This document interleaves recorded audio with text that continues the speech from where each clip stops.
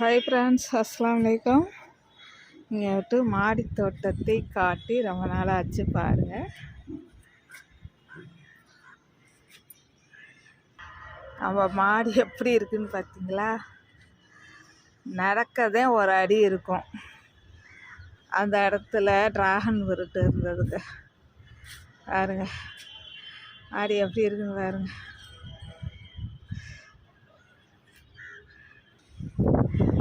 மாடி தோட்டம் இதுதாங்க.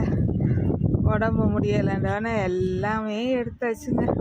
சும்மா ஒரு 4 கன்று வட்டி ஒரு 500 600 செடி இருந்த இடம் எப்படி இருக்கு பாருங்க. இதுதாங்க உடம்பு நல்லா இருக்காது, நல்லா இருக்காது.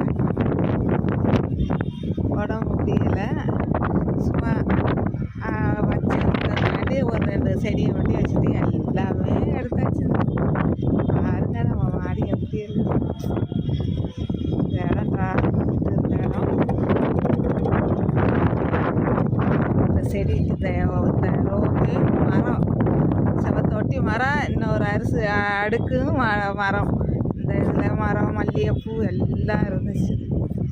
இப்போ எல்லாமே நானே ஒரு இதுக்கு ஃபார்முக்கு கேட்டேன். அப்போதான் அவங்களும் இடம் வாங்கினாங்களாம். அவங்க கேட்டு நான் யதார்த்தமாக எனக்கு முடியலைன்னு ஒருத்தர்கிட்ட சொன்னேன். அன்னைக்கு காலையிலேயே அவங்க நான் செடியெல்லாம் வைக்கிற மாதிரி இடம் வாங்கியிருக்கேன் அப்படின்னு சொன்னாங்களாம். நான் சொன்னதுக்கும் காலையில் ஒருத்தர் இப்படி சொன்னாங்க.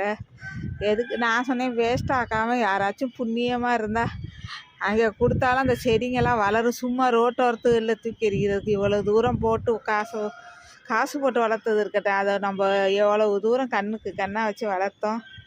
சும்மா காயப்படக்கூடாது. யார்கிட்டையாச்சும் கொடுத்தாலும் தண்ணி ஊற்றி வளர்ப்பாங்க, காய்க்கிறது விற்கிறத பறித்து சாப்பிடுவாங்க அப்படின்ட்டு நான் சொன்னோன்னே